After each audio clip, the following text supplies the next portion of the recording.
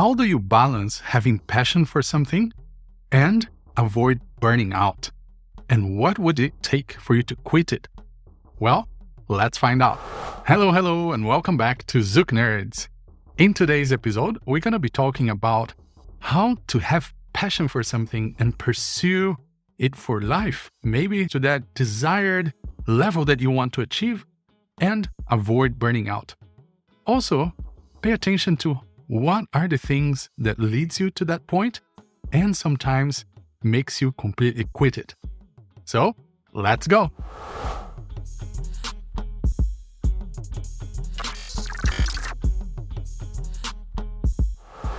Hello everybody, and welcome back to another episode. My name is Alisson Sanji, and today we have our special co-host here, Gui Prada. Hello, Gui. Hello, people. Welcome back. Welcome back, everyone. And today we're going to do a follow-up on the previous episode. For those of you who did watch or listen to the previous episode, we were talking about the catalyst or the reasons that makes you want to train and get better and put more into your skill, whether that is social dancing, teaching, or anything in life, really. But today, we want to flip that coin all the way to the other side and maybe get a little serious. We'll see. I don't know what's ahead of us, but we want to talk about what would make you not want to do it. Not want to train, not want to invest more time, money, and life into something, as well as what would take to make you quit something.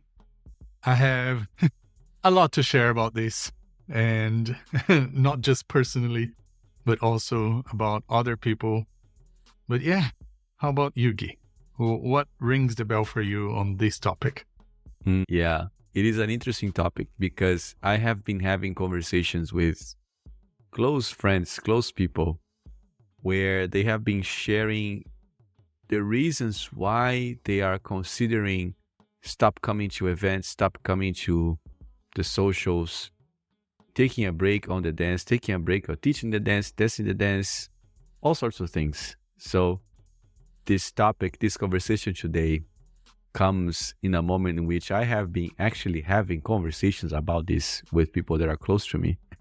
And I think we can maybe start on a lighter note, like in my experience of stopping the investment, stopping put so much time into it, which is picking back from what we talked about in the previous episode. In the moment that I found myself satisfied with what I had, and therefore, that brought me less of this anxiety to be constantly on, constantly training, constantly in class, constantly going to whatever opportunity I had.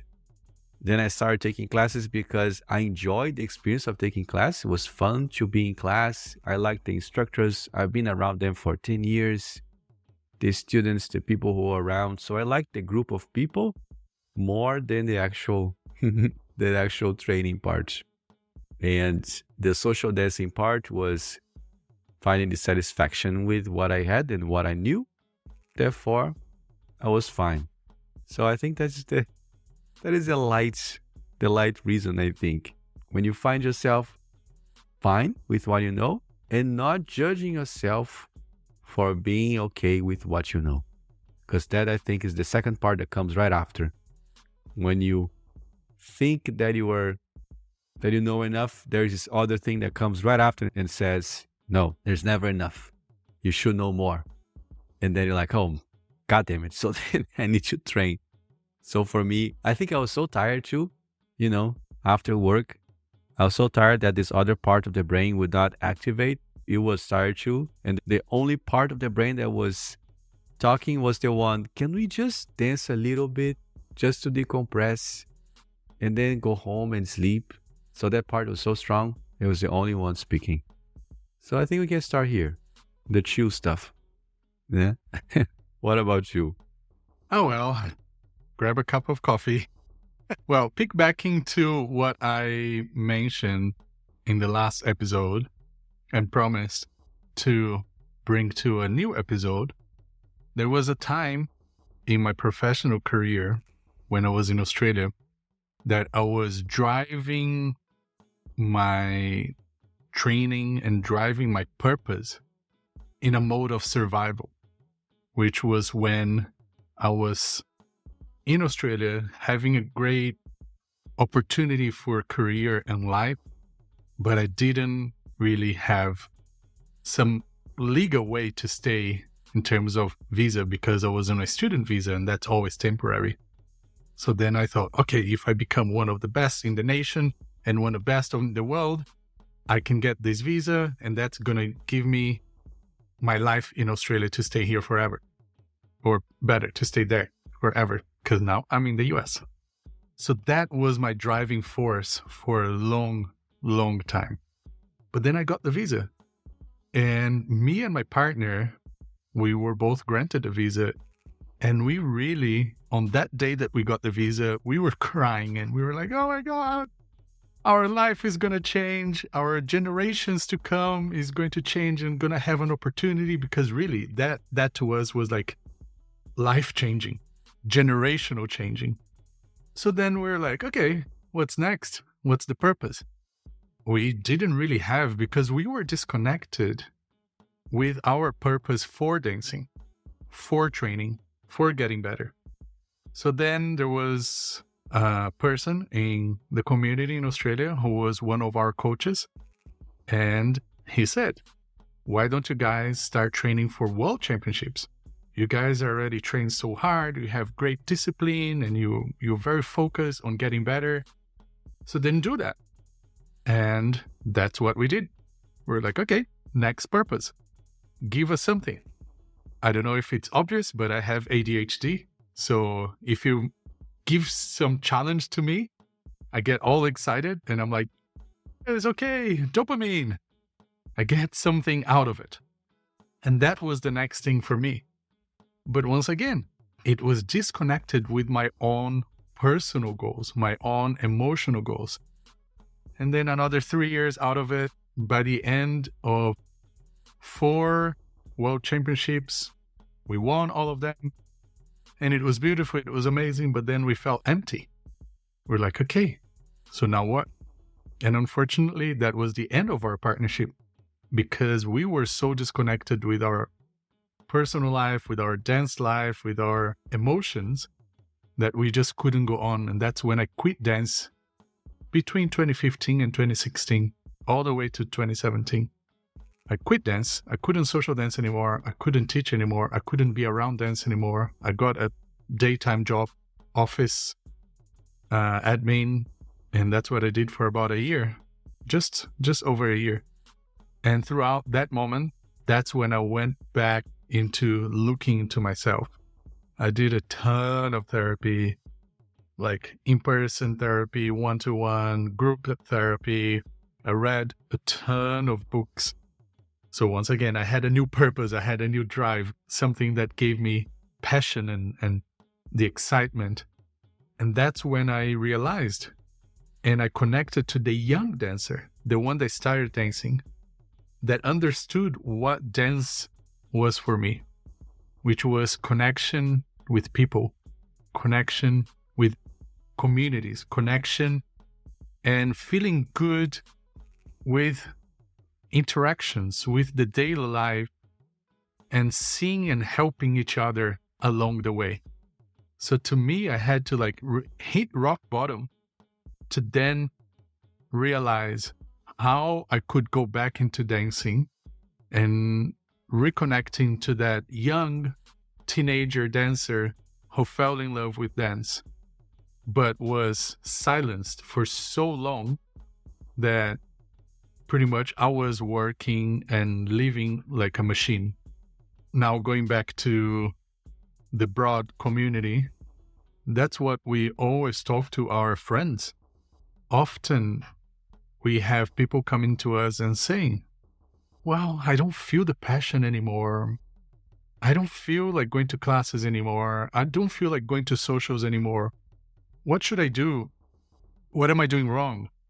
When they're really in that depth of darkness, the first thing I ask them is, can you take a break?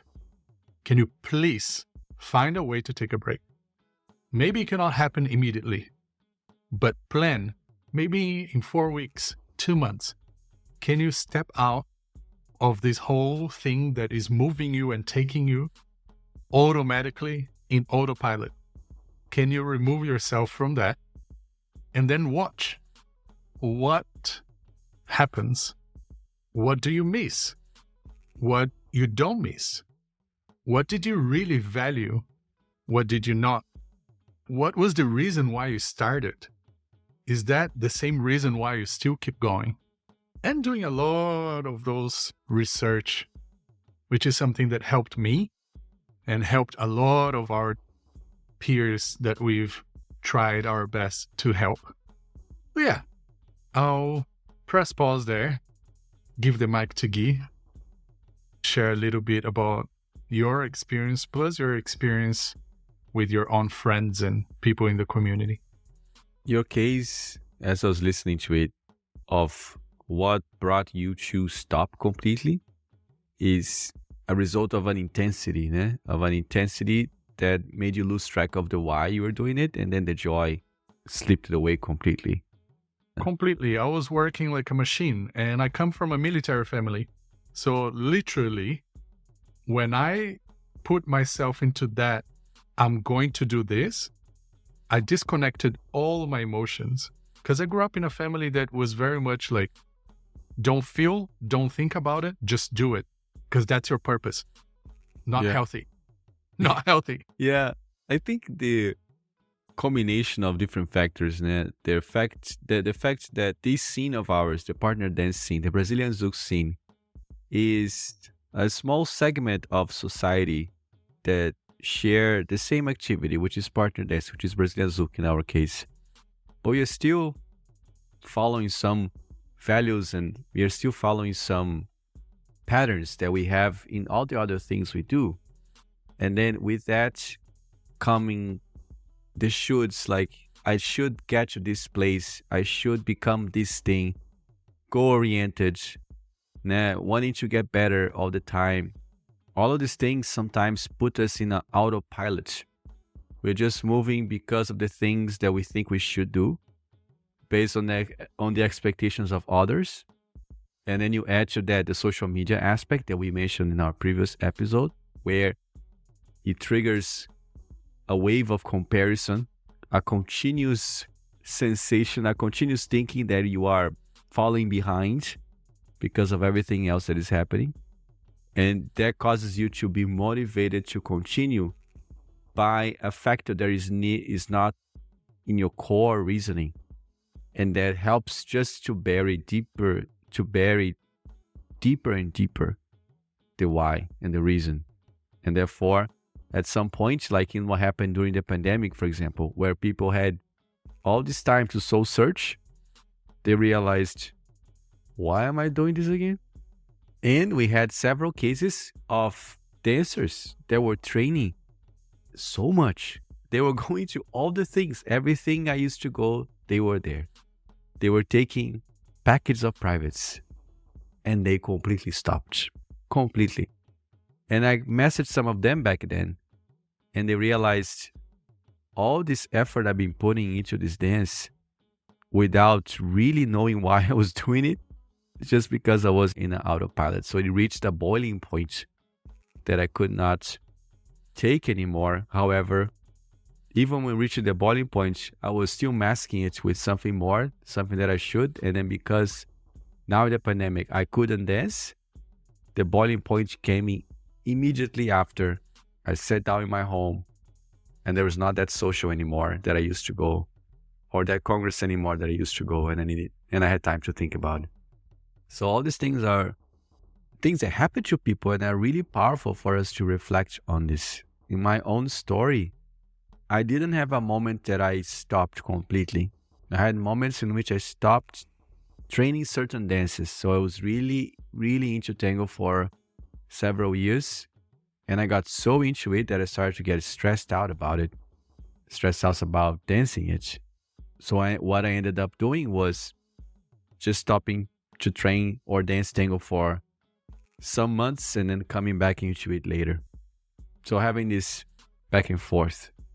But I didn't get to a point in which I completely stopped, because I think over time I was able to find my way around in my whys and my practice of the dance that allowed me to be more settled about it and use it to my favor more. In your case, né, mestre? Your use of the dance was for you to stay in Australia, for you to have your work and all these things. So much higher stakes. For me, for many years, the dance was this thing on the side that were actually helping me go on with the rest of my life. So I think different.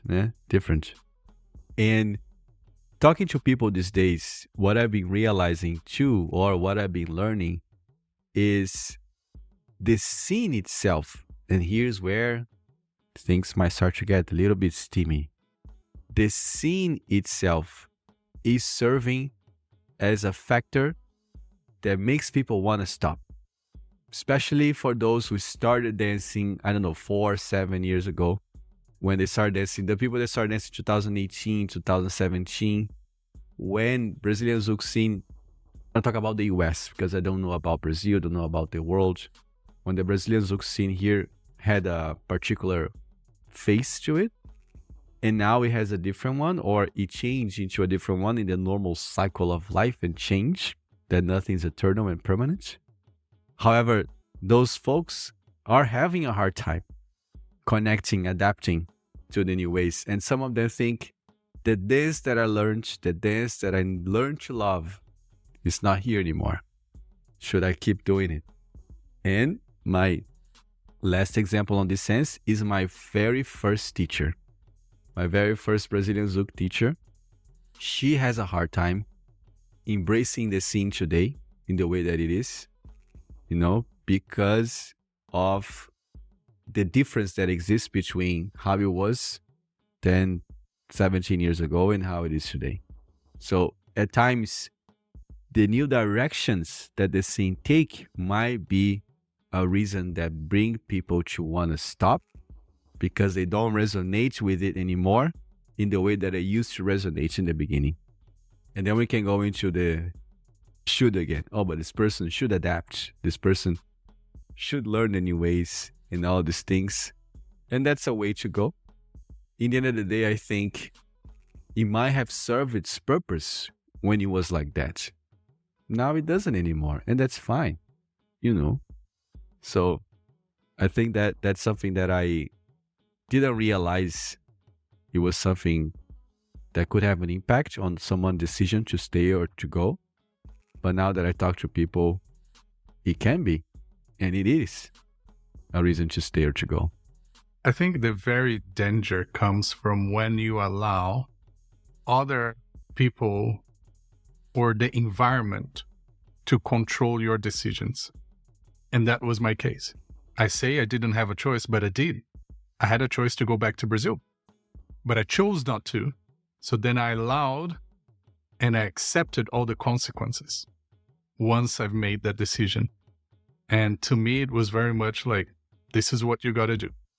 But since then, after I quit and after I did all the therapy, and I still do, I'm always focused on how can work for me and for the happiness and the fulfillment that I want to have in my life. For example, Burzuki. Burzuki for me is a project that fills me up with joy and inspiration, and I will work 24/7, 7 days a week, which is kind of like a little too real, to be honest, on this, because it fills me with joy to do something like an event that is not for profit and to give back to the community or to the world. Doing this podcast, the Zouk Nerds, it's a lot of work that we put in this. But to me, it fills me with joy to be able to share this moment with everyone listening. But then there's so many other things in the community that kind of rings you and say, hey, you should be doing this. Hey, you should be doing this. And I'm constantly having to like say, no. Because it's that thing that we usually say, oh, I don't have the time. Anytime somebody says, I don't have the time, I translate into, I don't want to make the time. Because we can pretty much make time for anything that we truly, really want to. That maybe there are a few exceptions out there, but in general, we can make time for anything we want to. If we want to become stronger, learn how to play music, travel the world, change careers.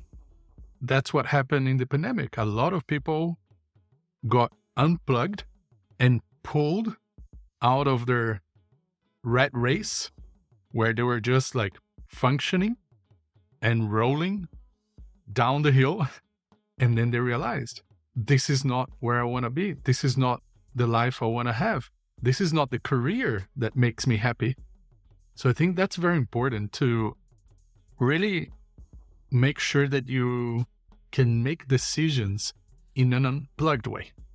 If I think about all of the time that anything takes, like this podcast, I unplug and I think and I look at it. Does that make me happy? Does that help my personal happiness, my personal goals, my career goals? Does it fit in the life that I want to have in the next 3, 5, 10 years? If it does, it stays. If it doesn't, it gets cut. And the hardest thing for me to learn was to not feel guilty to not do something, to not feel guilty to leave projects or people behind. It's really hard. And there was a moment 2 years ago that I was having a conversation with a friend, and she told me this. She said, Alisson, I don't know why, but I feel like telling you that from our conversations, you need to hear this. You need to stop feeling bad and blaming yourself for when you prioritize yourself. Because everything that you tell me, you say, oh, but I still have to do this because of these people. You still have to do this. So it was always like, I'm continuing something because I don't want to upset or disappoint somebody. But I'm not doing it because I want to. I'm doing it because of them. And that's a place that I don't, at least to me, it's not a happy place. It's not a healthy place. So now more and more and more, as I go on with life, I'm having to just be a little cold sometimes and just cut things.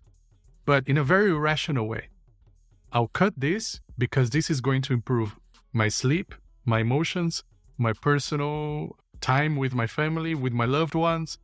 So yes, I'm cutting it. Yes, some people are going to be upset or maybe miss something about this. But I am doing this for a benefit of myself and others that I want to be with. I think that's something that we can think about when we are thinking, should I continue this or should I not? Yeah. Do you keep in touch with someone who was super present in the dance community, both as a student or as a teacher, and is not anymore at all? Like left completely? Not consistently. But I don't think that's to do with this whole planning or method that I have. I think it's just because of my ADHD. As a person who has that, you have issues with keeping connection with things that are not present or that you can't see or feel. Mm-hmm. So like when I'm in Australia, I am in Australia and that's all that exists.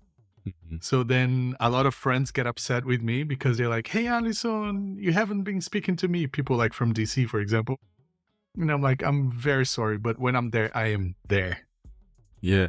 So yes, I do have contact with people who don't dance, but I think it's me. I'm not very good at like always keeping contact with people that are not constantly part of my life. but also because I have too much going on all the time, which is my Yeah. fault. Yeah, because I was mostly curious if you heard from those who were super in and are not in anymore, and how it is to be on the other side, like what are the reflections that came after they realized I'm just spinning this wheel here without no particular reason. Now I took a step outside and then I found out all these things. If you heard I from think, them. yes, I have. So, yes, I do keep contact with some people and we have conversations about these things. And what they usually share with me is very much a bird's eye view of the situation, of things that they enjoyed and that sometimes they miss it, but also all of the reasons that made them not want to be part of it anymore. Sometimes it's things, actual things that happen and big emotional things. Other times it's just that now it's family time. I want to have kids. I want to get married. I want to do these kind of things and I want to take a step back. And as much as I miss dancing, this is more important and this is a priority in my life. I think that's a very good point that I didn't realize. There's this moment of priority shift, right? Yeah. I think we that work with this thing, we ended up getting into this understanding that people will by default stay in it. Like people by default are going to come to class, going to come to social. They're always here. They're a constant presence. And then I forget sometimes that priorities change. I want to buy a home now, so I need to save all this money. I want to focus on my family, on my relationship, on my work, and then they stop. So I think at times the catalyst to stop can be just a priority change. Yeah. And now that I think about it, we have seen this happening over and over and over again. All the time. Yeah, with our students. And I remember feeling at first a little sad about it because we are losing that person, and then from a business perspective, it is also a little sad too because we are losing a student, then that person is not going to continue to the next level, and then we're going to have less people in the next level. So what do we do? And all this administrative part of organizing the school and organizing which classes to teach, there is an impact in that. But over time, and after this happening over and over again, I think now I understand better that circumstances change, decisions are made, and priorities are established, and in this new priority, the dance might not fit really well in that moment. Yeah. And I was remembering as well the people that gave up trying, sort of like people that wanted so much to make it in the dance. And I say make it in the sense of becoming a recognized professional that travels around and everything. And they were trying so hard to make it happen that the fact I think that they were trying so hard was so burdensome to their mental health, to their beings, that they ended up at times completely stopping because just the thinking of coming back into the environment of the dance reminded them of all of these things that for them were preventing them from growing in this way that they were thinking that they could grow or they can grow, So it's like you were saying at first, Alisson, when you put so much effort into it to get the visa and that led you to the burnout, I was thinking about those who also put so much effort and didn't get the visa, I imagine if in the case that you, for example, you didn't get your visa and you need to go back to Brazil, in a multiverse, in a parallel universe, there might have been also a motivation for you to maybe like, I don't want to do this anymore. Maybe I will do something else, because I was also talking to a couple who used to teach. And then after the pandemic, they stopped teaching and they went into another field, another business. And while in the other business, they started missing the good things about dancing, the good things about the scene. And then a couple years, now we are 2024, the pandemic was to 2020, now coming back in because they missed it and because they had the time to reflect and miss the good things about it. So I think at times when we reach the point of wanting to stop, we might have a hard time seeing the good things, seeing the things that we like about it. And we paint the picture in a very negative way. So like Alisson was saying again, and we go back to it. Stop, take a break, step away, step aside, and see if you can look at it from the outside a little bit longer than looking at it from the inside, and see how you see it. Just see how you see it. Because I know people that could not see the good things again. And they're like, okay, that's not my jam anymore, really. And like we're just saying, some people, there's this nice thing, this other thing. Maybe I should go back to it slowly, So I think it's very interesting for us to take breaks from time to time, get out of this. And then now, I think I'm saying this to myself as well. Because like you're saying, Alisson, this fear, this guilt of disappointing people, of, not doing what is expected of you, sometimes can be a driving force that is more powerful than your own intuition, your own instincts, and the thing that you really want to do. And sometimes finding this thing that you really want to do is hard. It's hard because you don't even know what is it that you really want to do, So my traveling last year was a moment for that. In a way, it ended up being a moment for that. Stepping away and realizing, man, I really like regular classes. I really like teaching during the week. I really like that life. I'm going to prioritize that. And then in prioritizing that, other things start coming. So it's an endless process of evolution. And I think we at times find ourselves with this idea that things will stay, that things will be permanent. Your motivation will stay. The reason will stay. Everything will just stay as it is. And for some reason, humans, us, still have a really hard time embracing change and allowing change to come. The pandemic was a forced change, like boom, in our faces. And then we made it happen because the motivation might be so big because we had all this time. So I think it's good for us to, at least when we are reaching a boiling point, before boiling, we take some time, stop a little bit, watch, assess the situation, and then act. Yeah.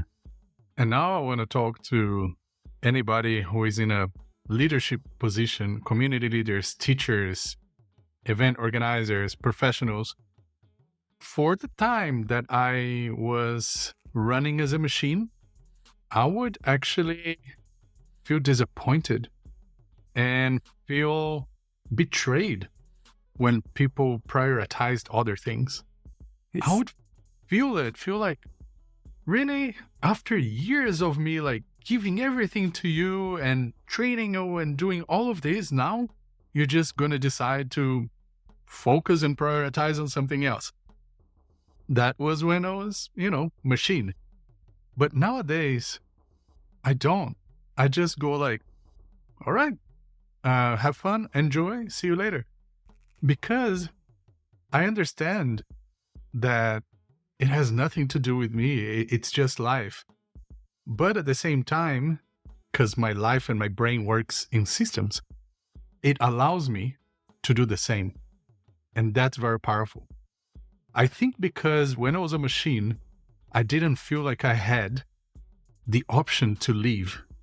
I didn't have the option to stop. So I instantly felt like, why does everyone have it and I don't? That's so unfair. And those things, they gave me so many like hard moments in the past. But nowadays, I feel like I'm in control of my decisions and my choices. And I'm only going to do what I want to do. Therefore, so does everybody else. And I should never feel anything other than happiness for somebody, choosing to do something else, because when I want to leave and cancel a project, not do something, or pretty much completely shift my focus or move countries once again, I need to tell myself it's totally fine what you're doing because everyone does what's best for them, and don't feel bad about it. So it's really helpful in that way.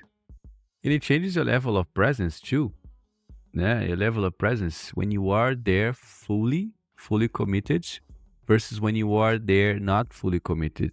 Your presence in the place when you are in the second situation is so much more challenging.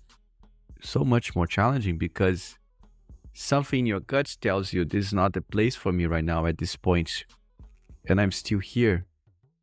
So your level of attunement to the place, to the people, is going to be low at times. So when doing these things for you, you are actually in a very beautiful way doing for everybody else, because everybody else is going to get a fuller version of you. It's going to get a more fulfilled version of you.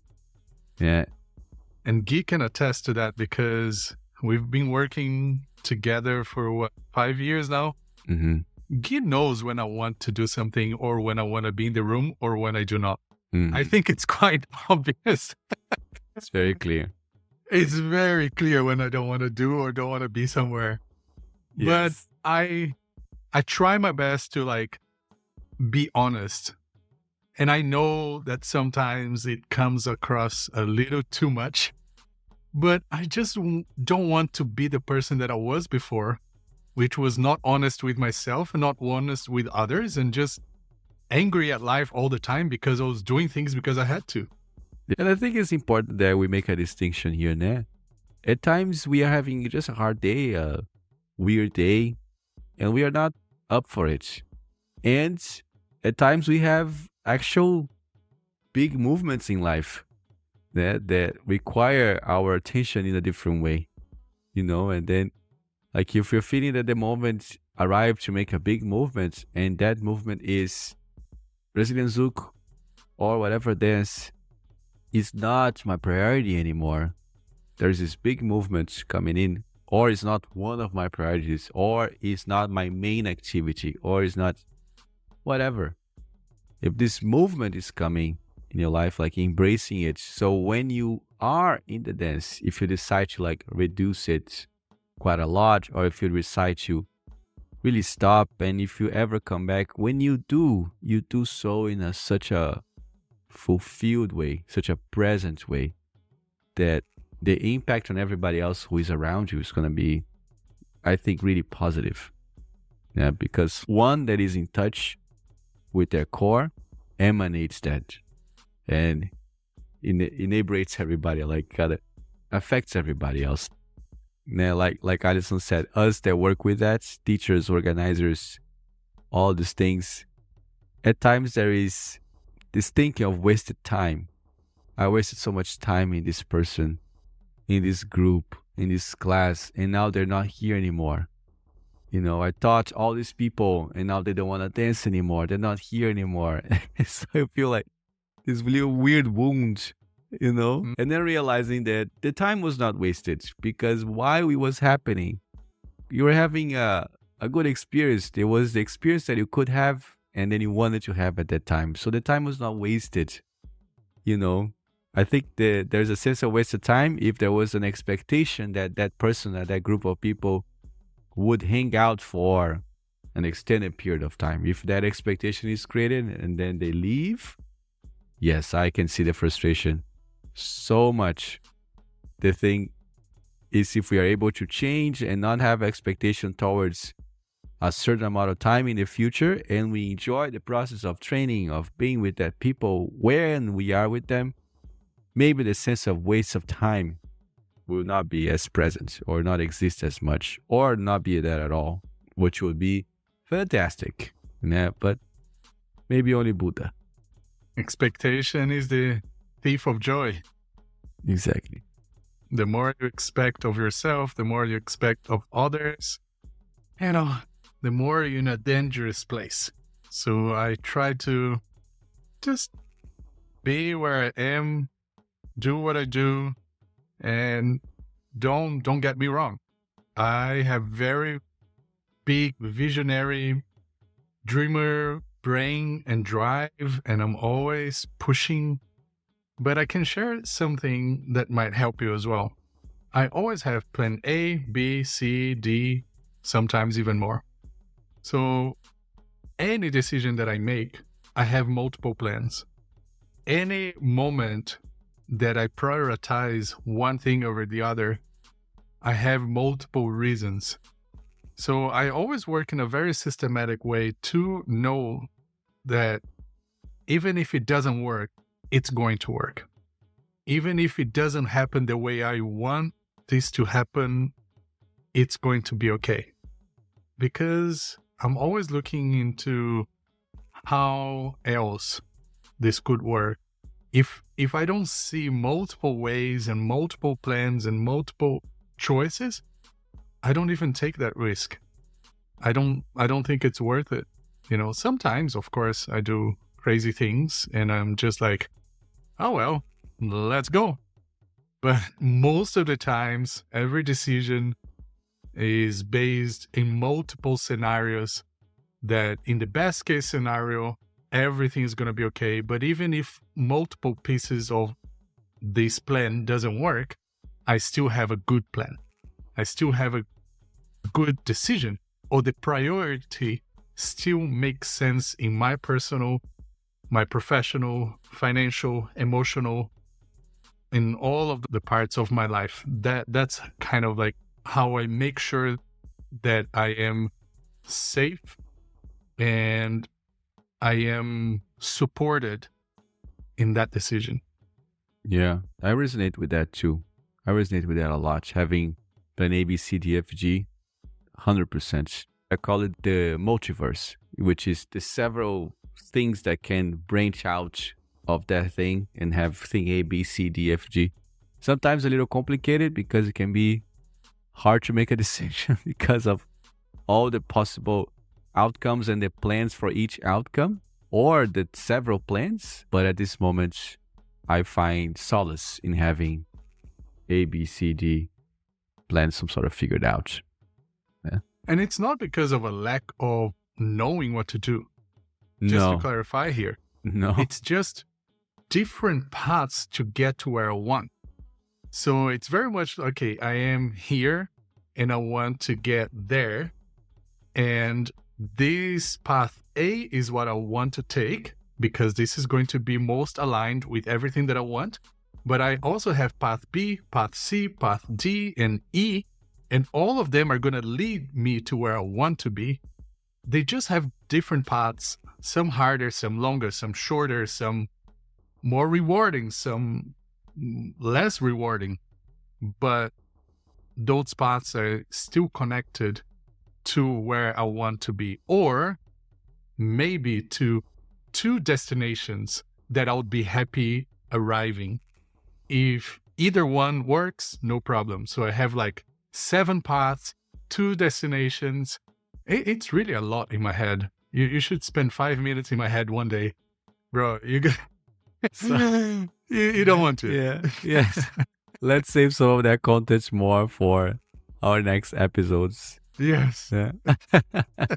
Yes. How to get to places, how to get to here, how to get to where we are, or how to not arrive where we are, but stay still happy and satisfied with where we are. Indeed. Alrighty, guys. So I think we have shared a lot with you today. As you can tell, this was a very deep and unfiltered conversation where we shared our experiences, but also hopefully some good tools that can help guide you through your journey, whether it's in dance or any part of your life. So we'll see you on the next episode. We're looking forward to being there with you and sharing more time here in Zouk Nerds. Beijos, beijos. Abraços. Tchau. Bye, everyone.